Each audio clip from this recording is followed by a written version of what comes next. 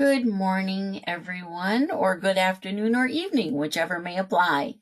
I'm Andrea Zenz, one of our product managers here at Standard Imaging, and I'm here to talk to you today about our QA management software system, QA Pilot.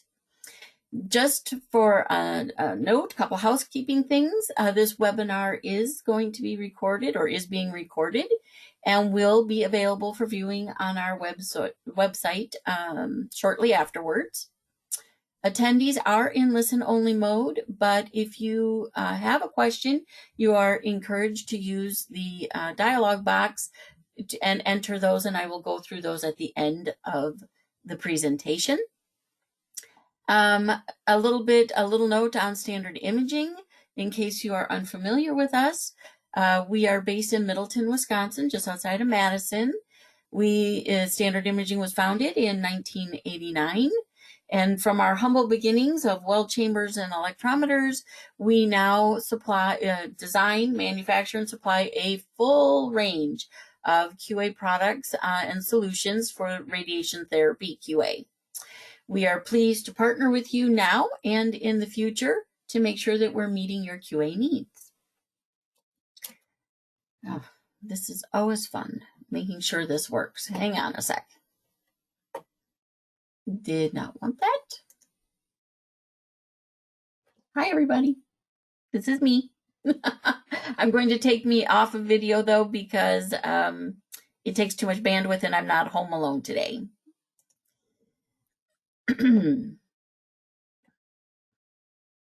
So, you just saw me, but a little bit about myself is that I've been with Standard Imaging for over 15 years at this point. You saw in the background with me just a minute ago, and here I am sitting in what is normally my art room. When I'm not busy working for Standard Imaging, I love making and creating kaleidoscopes. So that's just a little bit about me outside of the ordinary here. So what exactly is QA Pilot? So at this, we are here to talk about what this management means for you. So let's take a look. What is it that you, as in the life of a physicist, are you doing every day? It's a really long list. I've only listed a few of them, but you have to manage equipment and sites and machines and QA schedules. How often are they done? Are they done on time? Are they passing? Prepare and maintain accreditations and all of those types of things. And of course, none of that is necessarily any easier in the times of most of us working from home as much as possible. So QA Pilot makes it easy to manage your facility's radiation therapy QA with efficiency in communication and standardization of operations, security using Amazon Web Services, which include multiple layers of encryption and guaranteed uptime. So very, very secure system. We make sure that you are helping you remain compliant or, checking what's going on. Your data, documents, and procedures are at your fingertips for regulatory and departmental review. Accountability is made easy with dashboard summaries, reports, email alerts, lots of good things there. And vendor neutrality. Now, it's important at this moment to just take a minute to say, what do I mean by vendor neutrality? I do not simply mean that we cover Varian and Elekta and Accuray. I mean that we also support other vendors' QA devices. As much as I would love for you to own everything from Standard Imaging top to bottom, because I truly believe they're the highest quality products on the market, that's not reality. You have things that you've come into your clinic with. There are things that you're currently using and are very comfortable with using. And so we try to be as vendor neutral as possible in that regard as well. So QA Pilot, as I mentioned, is a web-based software application. It is software as a service. So what does that actually mean for you? It means that there are lower entry costs. You do not need to buy a software package at one price and then pay annual maintenance. We price it out per LINAC, so, or HDR or CT room, if you will, per room. And so there's not a large capital investment, and we'll grow with you. Lower maintenance costs, you have a smaller local footprint. You're reducing time and expense in installing software updates. There's lower hardware costs. You don't have to have special graphics cards or anything hardcore computer computational wise to support, and then of course continue maintenance on. Of course, scalability is really important. So right now you may be a single site with one LINAC, but you're adding another LINAC, which is going to add to your complexity. Or you are a main hospital and you have 5 satellite sites. Anything in between, and as you grow, you can grow with the software. We're there to serve you in that way. And then we really, as a web-based service, it also helps you improve operational performance. Things are streamlined. Training costs are minimized because you can communicate effectively using QA Pilot as a tool. It's also HIPAA compliant, which is of course very important for everyone. We want to make it safe and secure for you. So working remotely is a way of life for an awful lot of us these days. So again, I just want to stress that remaining HIPAA compliant, we allow you to be able to analyze, review, and approve QA, oversee what's going on at sites, machines, and with the various QA schedules. You will only see what you are assigned to see. So if it's a therapist performing daily QA, they're only going to see that LINAC or those couple of LINACs that they are responsible for performing QA on. If you are, however, the chief physicist, you're going to want and you're going to have the full view of everything that's going on within your department or within your main site and satellite centers. That is defined by you as you set up your users. You can track your machine and device logs. So that means you can follow up on any new documentation, any machine log issues that may have been documented, QA that's done, so on and so forth. We have an ILS section, so improve patient safety through incidence learning and also process improvement. I'm always a fan of process improvement. How do we make things easier, faster, and safer? This is one of the ways to help you work on that. And prepare and manage accreditations and audits. We do that from a guest user application where they can only see reports and documents to, again, making all of those things available. It's a web application. So one of those accreditation bodies, the people performing these tasks or your auditor can be safely ensconced in their own office and access it via the login you've created for them, again, only to see reports and documents, for example. So what does QA Pilot not do? Because it's also important to sort of define that. We don't limit the number of users. So again, it's licensed per room, if you will, but you can have any number of users logged in simultaneously, or simply, you need to cover your department, so your department's going to be covered. That's the way it goes. We do not contain patient data or information.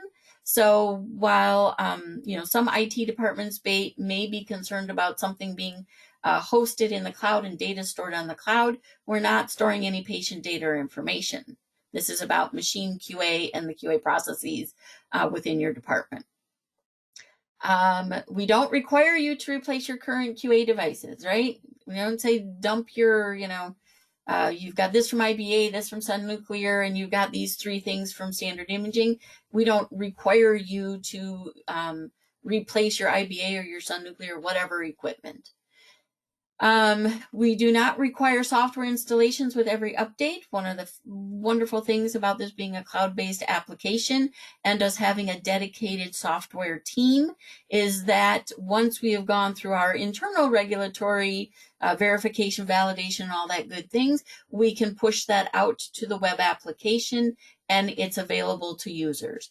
Does it mean that we disrupt anything you've created in your QA routines or QA that you're performing and tracking and trending? No. This is about adding features and making those accessible to customers as fast as possible. I'll show you a little bit of that when we're in the software. Lately, we've been focusing on adding additional computational functionality within our custom tests. So some averaging, common denominators, deviations, and other things. Do we limit custom tests to simple pass fail? No, we don't. We don't at all. As I just mentioned, we're focusing on adding more computational functionality within our custom tests. It is quite complex and very interesting. As customers want to do more and more with this product, we're doing more and more to make sure that's available to them. So as you'll see up in the title here, I say QA Fusion, QA Pilot. Well, what does that really mean? Well, you want to start bringing your processes under one roof, everything organized in one manner. We have a couple of different ways to do that. We do it via an API from our PIPS Pro Imager and Machine QA software to bring in dashboard results and also reports. But it also means complete integrated solutions, as in you're managing your devices, your daily QA device, your 1D tank for your TG51s, your electrometers and ion chambers and other things that may need regular calibration or service. We have things like that. We want you to be able to perform more and more QA within QA Pilot. We offer a lot already. So we have TG51 worksheets. We have the software comes with preset and as well as customizable templates. And again, we have custom tests that allow you to do a variety of things. Excuse me a moment. That's better. Integrate results from your daily, monthly Imager QA. Those are some of the things, but this is not the exhaustive list of what's involved in complete integrated solution with QA Fusion from Standard Imaging. So what does QA Pilot do for you? I think I've pretty much covered that from that initial list of things that I showed in my first slide. Pretty much everything on that list that I had except for the patient QA. So when I look at it, it's like, and I'm sure some of you, especially in more complex organizations, kind of think we have a tangled web, the tangled web we weave of QA, and where are we, and are we being as efficient as possible? Or are we using a tool like QA Pilot in order to make sure we're streamlined, we're on board, we're standardized, we know what we're doing? So with that, I'm going to get out of here and we'll go over to the software itself. We'll do that here. Whoops, wrong. Okay. So right here, I'm into QA Pilot. So I'll try and make this as organized as possible. It's a whirlwind tour of the functionality. I'm not going to go over everything today, so please keep in mind if you see enough here today of interest that you should reach out to your Standard Imaging sales rep and we can delve into more details for you. So first I'll just start over here with the schedules on the left. Do this first. So the way the menu is organized here on the left, it's what are the most common things that we do down to the things that need to be done, but not necessarily on an everyday basis, but maybe more ad hoc, or for example, the managed system, which is where physicists getting the system up and running are going to spend their first chunk of time. But for users, they're going to go into schedules. Depending, again, how a user is set up, they will be able to see what is of concern to them. So for example, if I'm going to go for Cedar Cancer Center, these are the various types of QA templates or QA schedules that have been created and applied to the to our XVI machine. So from this homepage, again, and one of the great things about QA Pilot is we provide dashboards everywhere where you can see limited information, or you can expand and see full information. We expand collapses available in a lot of places, and then we have various kinds of filters in every dashboard. And also from here, you can see I've got these QA schedules, and I'm a terrible physicist because I haven't been doing my QA. Please pardon that. But you can perform QA rate from this page. You can report. You can view your trending. So what does that look like if I say I'm going to go in and I'm going to do my TG142 QA? Well, for example, you'll see I got a little error message up here. We have what's called an equipment hub typically running in the background, which is it's kind of a listener looking for data to be able to upload into QA Pilot. So for example, here, I'm set up to use my Beam Checker Plus device, and I have a little button here that says Get Results. If I'm connected to my hub and I click results, it's going to go to that Beam Checker database, pull the data for the day, and populate that information here for us. And again, you can show trends within here as you want for each test. There are certain ones that are going to be pass-fail tests. You can go in and do those. There are, a variety of things that we've set up. There are certain points where you need to enter something in, maybe and it's going to grade them. If I do this, that should be, yep. So it's going to color code them according to whether they're a pass, alert, or failure level. So that's just a couple of ideas. Okay, this one passes, this passes, so on and so forth. So once I've done that, maybe get interrupted in my daily QA. So you have an opportunity to save your QA at any point and return to it. You also have the option to finalize it, which means, okay, as far as I'm concerned, this is done for the day. You won't do that because you'll notice when we're in the middle of performing a schedule, the sections of the schedule are here in a submenu, if you will. They're also color-coded circles. The black one, I didn't go get my data from my daily QA device, so that remains undone completely. The safety one, I did some of the tests, but I haven't done all of the tests, therefore an open circle. My Cone Beam CT, however, I completed that, it all passed, so it has a green dot. So again, we're giving you a level of indication of where you stand with your QA from this submenu already. For things, but say I pretend to finalize it, that's okay. You may, if you didn't do all the things, you might want to put a comment here, and I'm just going to type in something, and you can go ahead and finalize it. It's letting you know what you haven't done. So before you hit that finalize, if you click on here, it'll take you back and let you know what you haven't done, just so that you are aware of it. But I'm going to go ahead and finalize it. If I finalize it, that moves it to the review page. This review page is likely your starting point as a physicist in order to really see what's going on a daily basis in your department. So, for example, here we've got a bunch of reports that need review. They already let you know what the status is, whether there were any comments, like the one I just wrote here.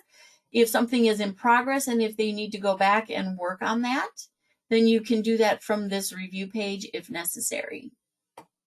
It's a lovely back button, so we're just going to leave.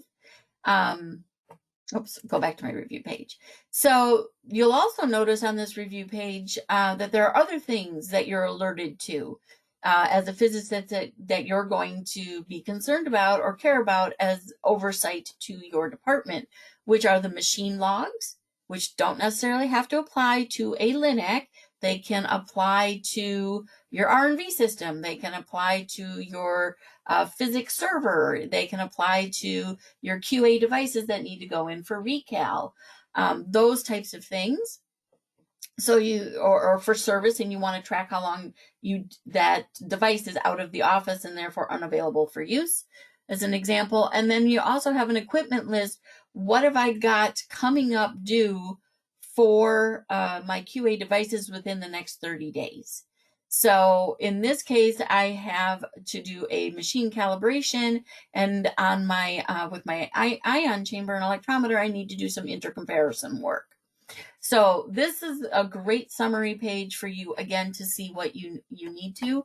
You can collapse it all if you don't want to. You can look at specific sections then, what it is that you want to focus on. When things have been and then for the reports, because as soon as QA is saved and or finalized, it's already in the process of creating the report for it. You'll notice here that the created is a login. For our general purposes, I log in with a username AAPM. So this will be, logged according to who it was that performed QA. And then if the sign off has been completed, again, that how they're set up as a user, what their login name is going to be the name here. QA Pilot needs to really be looked at as it's not just my way of organizing my data or organizing the QA that needs to be done, but this is my audit trail as well. This is my regulatory backup system. This is the place where we document everything, so things are date and time stamped. We provide you lots of different ways to access data, view data, export that data, not just PDF reports, but you can also do .csv or .xls file formats. So lots of things that you can do here. It also lets you know whether my QA passed or it's in process or what the heck's going on. We can go in and look at this one, for example. We have 4 in it. This has not been signed off on yet, but it was finalized by someone. So another thing that's available is like you're the reviewer and you're going in, wait a minute, why are 4 tests incomplete? Let me go in and look at that. Well, I, as an authorized person, depending on your user role, I may be able to reopen that. So again, as an audit trail, though, we make a note that you are reopening this one on a report that had supposedly already been finalized. And that information will be documented in any report that you print off as well. This came up in an earlier conversation today. So somebody said, well, for example, something didn't pass here. Something didn't actually pass here. Maybe I want to rerun that test. Can I add a measurement? Hang on. I'm going to leave this now because I kind of have to go back to where I was. Sorry, I didn't go back the right way. We were in the HDR with the warning. So I'm going to reopen this because I'm logged in as an unauthorized person. I want to go take a look at what it is that failed. I am able to add a measurement to see if now that I do it, it actually passes. And hopefully it'll calculate that. Notice we have some built-in calculational abilities here. It's going to let me know, okay, this time it passed. If I want to add a comment, again, to every test, to every report, there are lots and lots of places for you to add comments, and they will be date and time stamped as well. And now I can go ahead and finalize this. I'm going to finalize my QA. And then the other thing to note, because I actually added a data point, maybe there's a data point in this test. I don't want the one that gave me the alert to show. I can choose to hide that one. It's still part of the audit record, but it means that I'm removing it. But then I have to actually, I select a data point that we want to remove, and we're going to take that one, and we're going to confirm that that's the data point we want to hide. And you have to give a reason for it, because again, this is your official record of what you're doing and why. So that's something that addresses a question that typically comes up. So again, lots of things available here. These are the main 3 areas that you're going to spend time in. I will quickly now go over to the manage section, because this is the meat of where you get started with the product. Again, you will see that it's divided into sections. Each section is going to have its dashboard where you can do your edits, your users. As I mentioned, you have a variety of users. We do have a variety of roles available. For people, there are certain rights associated with those. So if I'm a therapist, I'm only going to see what has been chosen as the machine or the machines that I'm concerned with. If I'm a traveling physicist that is performing QA at multiple locations, then again, which locations? Am I doing all machines at all locations, or am I doing certain machines at certain locations? All of that's defined here. So again, and then whether you receive email notifications, therapist probably doesn't get a notification, but they might if it's about documentation and you want them to sign off on it. So you decide here whether people receive email notifications or not, whether tests are failing or you've got some document sign-offs that you require. So those types of things are in there. With your QA devices, again, we have a long list here. Maybe that's just overwhelming to look at, and all I care about is what's going on at Maple Hospital. Again, you have other types of filters here as well that you can look at, but it's a great way to, have an overview of everything or narrowed view down to what's most of interest to you. And again, if you are already limited on a user side to what you care about, you're only going to see in any of these screens those things that you are assigned to.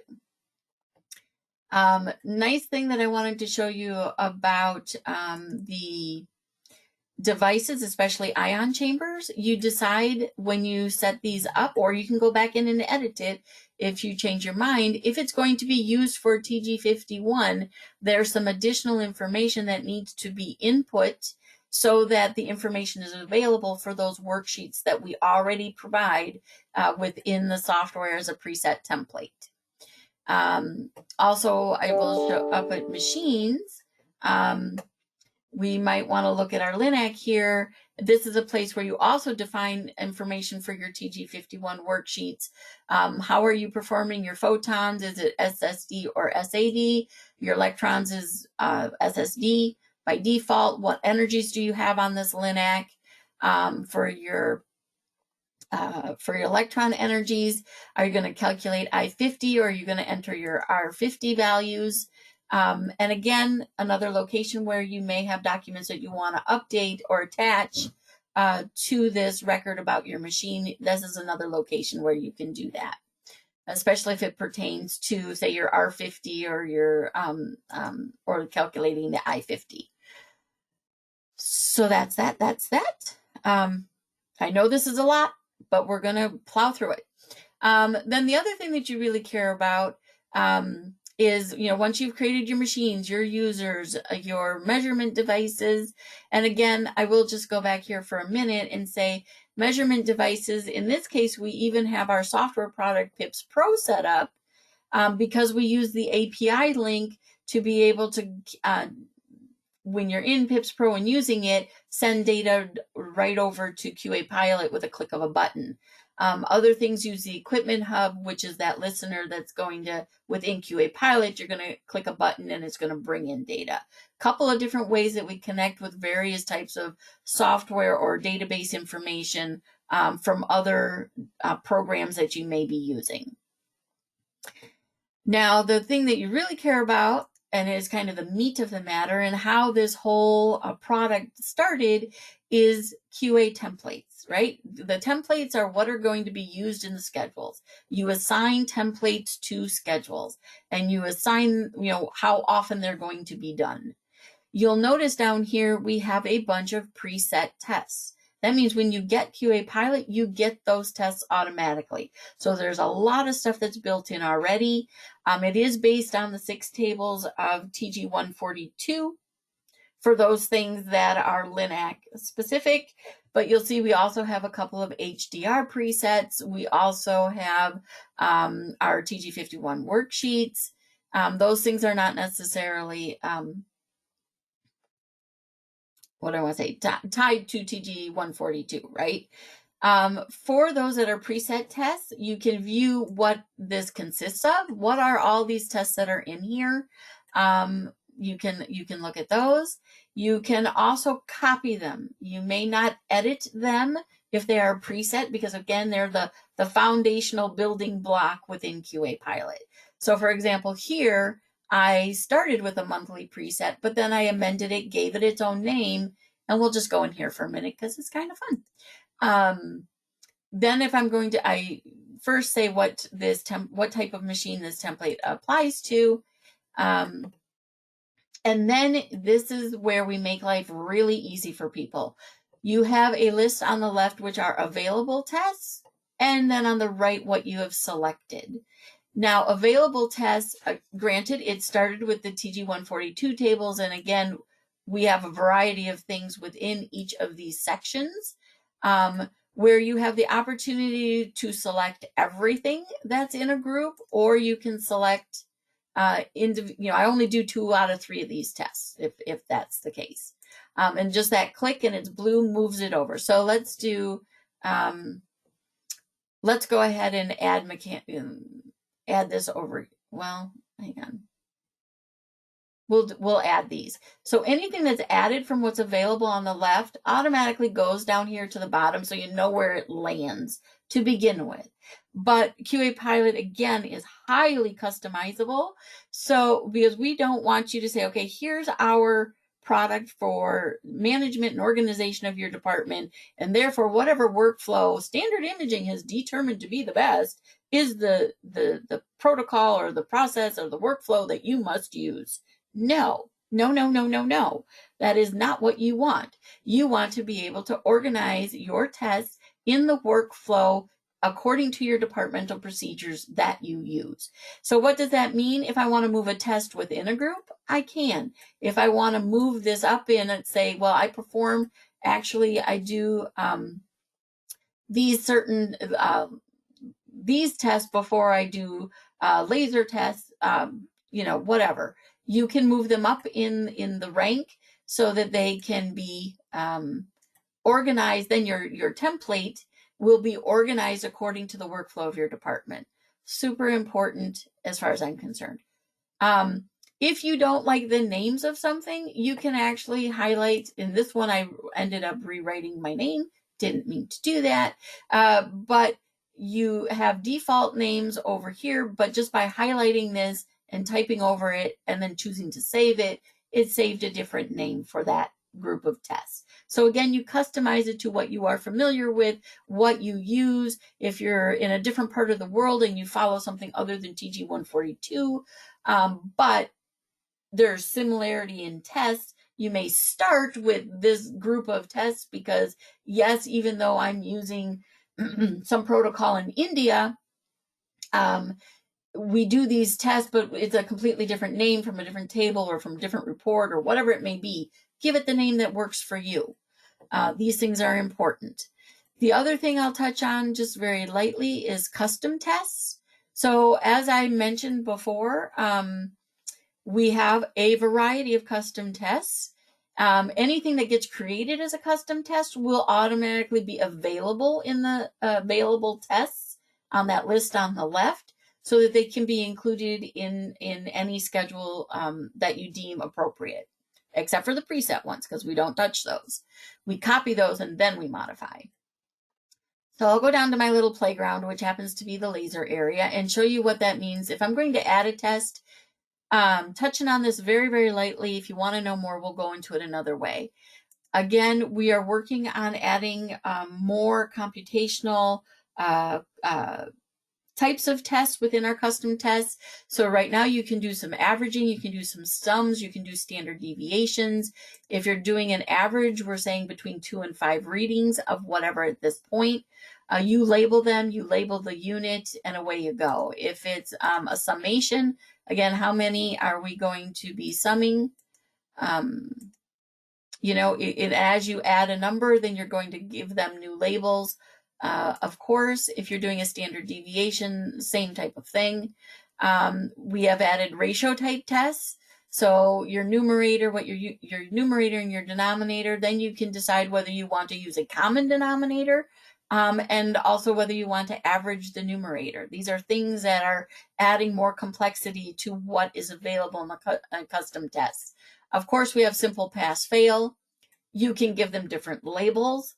You can say open shut. It could be on off. It could be whatever. You can edit those labels. The default is pass fail.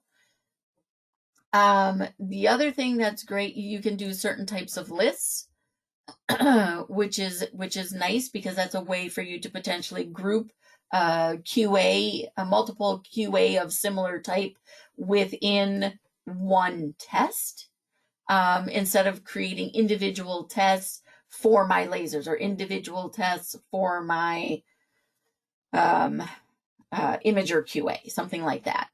There are pluses and minuses to that, which we go into in more detail on an individual level. Another really cool thing is that you can attach files as a custom test. Now, I did this for my imager and machine QA one, and I'll show you that in a minute, because I bring my dashboard information over from Pips Pro. I also wanted to say, but I want to keep all that information within QA Pilot. So I actually brought in my Pips Pro report. So I can render a report within a schedule by just saying I'm going to render a file attachment inline, which means it's going to show up right within the report. So lots and lots of stuff there. And this is where you're going to decide where things get scheduled, what hospital. It's as easy as what schedules are available, what has been created, and what's going to apply. When you choose to schedule it to a particular machine, you choose who is it that is responsible for this QA, who's going to be able to look at it, perform it, perform that QA, right?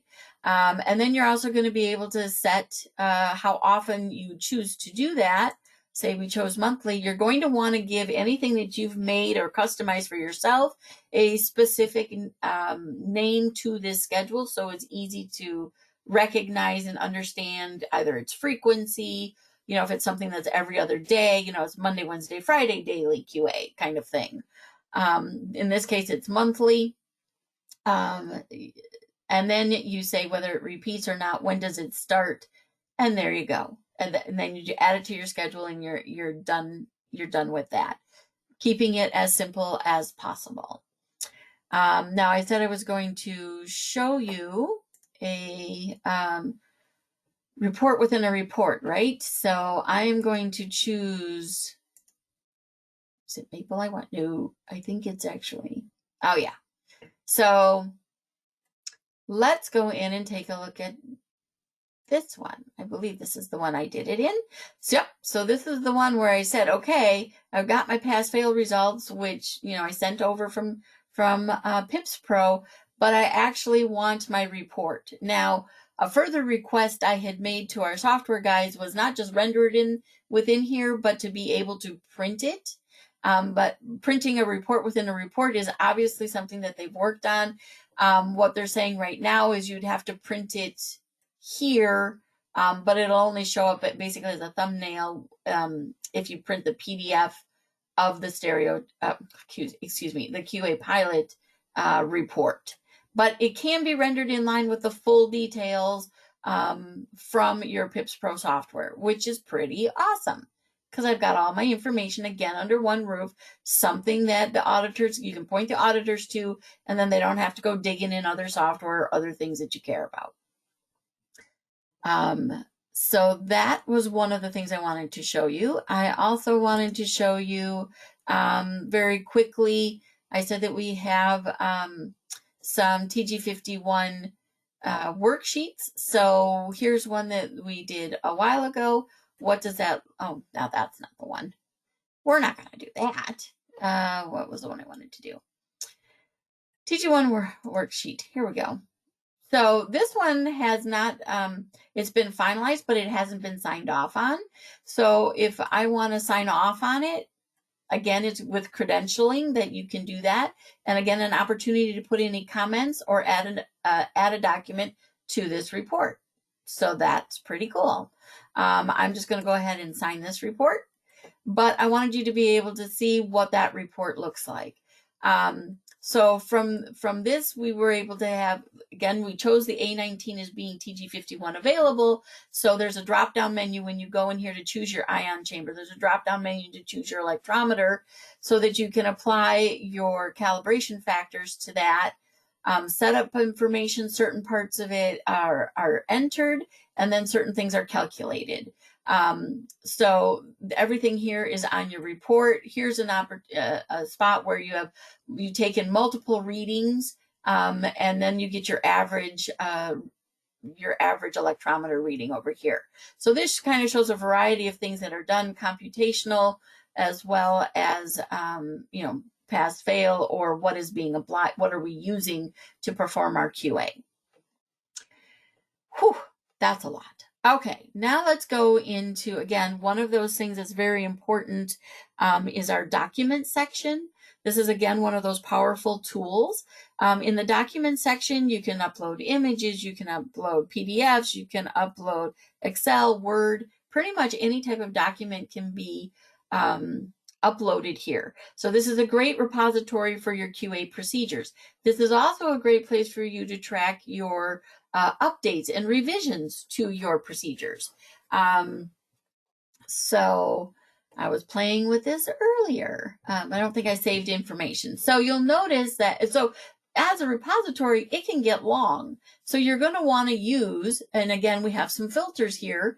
You're going to want to use a variety of types to distinguish what you've got going on. You can use tags when you're adding a new document to help you organize and sort by these types of things. And again, you can create a new revision on something. So for a new document or a procedure that gets updated, you really want people to sign off on these things. So what does that mean? Yes, I require sign-offs. So then you get to decide, okay, we've done this update to the HDR QA procedure. Who performs that QA? Where is that QA done? Where do we have the brachytherapy? So you can assign it to certain roles, and you can assign it to specific centers. And then and you give them a certain time by which it needs to be done, and it's going to send off a notification for them, and you're going to get, as people review it and update it, you're going to be able to track how many people have signed off on something. Again, a really good communication tool in this time when we're not always together. Another interesting, again, because we look at QA Pilot as your complete QA record, and that means audit record, that when you're looking at your documents, we really show here only what is the current version. And we archive the old version, because it would be detrimental to your department if you had a critical procedural update and somebody was following an old document. That would not be good. So we archive that, and you actually have to ask us to access that because we don't want anyone inadvertently using an outdated procedure. Patient safety, you guys doing your QA according to your procedures, is of the utmost importance to us. A couple of other powerful tools that don't have a whole lot of information to show you in here, but if you're a larger organization, or even if you only have 2 Linux, as long as different machines are performing the same test. The same test doesn't need to be within the same QA template, doesn't need to be in the same schedule, but if they are performing the same test, you can start getting some information about the various sites. So if I've got 3 centers that are actually doing it, then it'll show the 3 sites doing it. You'll get some mean, median, standard deviation, min-max value information. You'll be able to start trending that information as well. And as you can see here, you have the opportunity to export summary data or all data as a CSV file in case you want to use it somewhere else. We also have, I don't think I showed you this, so I'll just do it very quickly. The trending, I'm going to go pick some dates where I know I've got lots and lots of data. Oh, I don't know if I did that right. So let's see if okay, I got to pick a date as well. Sorry. 16, we'll do 1, and then 19, 26, and now we're done. So we have lots and lots of data. And notice here again, we provide you with a variety of ways to be able to download that information, either as an image, print your chart, or again, print that data in that .csv or .xls file format. So that is wonderful. The machine log is also something I'll go over quickly. I'll just go over here from the review page. Again, this can be set up and customized so that you're tracking your QA devices and notifying say you're notifying Standard Imaging because you want to extend your warranty on your beam checker, your QA Beam Checker Plus device for another year. So you're going to want to put that in so you make sure we get notified. Or you have an issue with your Linac and you need to verify a variant that your machine is actually down. You can do that within QA Pilot because you can set up various vendors within the management section of the machine log, and we have connections to once you enter an event, I'll go into one so you can see it, information about what you got going on. Is my machine down? Any updates that you make. As soon as you say the machine is down, it's going to start calculating the downtime. Here's where you notify the vendor. Whatever you put, all this information that is put in here, descriptive wise, machine downtime, when did that start, and any additional comments you make about that, all that will be emailed to the vendor so that they have some information to get started with. As this progresses and maybe a service engineer comes in, they provide you with a service report. You can attach that document right to this machine log and then close it out if that solves your problem. Now, a question people have is, well, if I'm looking at machine logs, how do I see what my history has been? And again, this is your audit. This is your history file. Here are all the things that have been marked as in process, resolved, or even open. And again, you can filter by site, by equipment type, statuses, all these various things. If you just want to look at what's going on, your review page is going to show you anything that's open at the moment. So that, I think, is going to bring us to the end because this was a long demo. And again, if you want more detailed information, I am more than happy to answer any of those for you. With that, I'd like to give you a minute to see if there are any questions that have come up that you would like to ask about now. Otherwise, I can bring this to a close and just quickly go over here again and hang on. Just invite you to